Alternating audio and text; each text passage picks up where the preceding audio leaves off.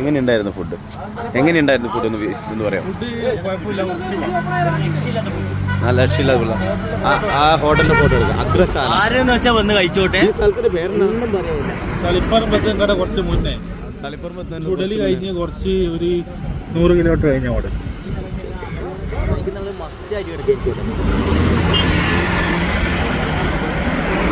കഴിയുന്നത് വരുമ്പോൾ 100 കിലോമീറ്റർ കഴിഞ്ഞ അടിപൊളി ഫുഡാണ്. പക്ഷെങ്കിൽ റേറ്റ് ഇത്ര ജാസ്തിയാണെങ്കിലും 100 രൂപ അൺലിമിറ്റഡ് ആണ്.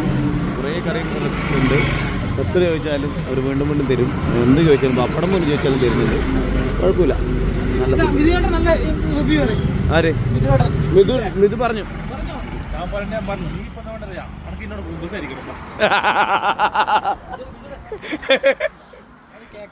എനിക്കില്ല.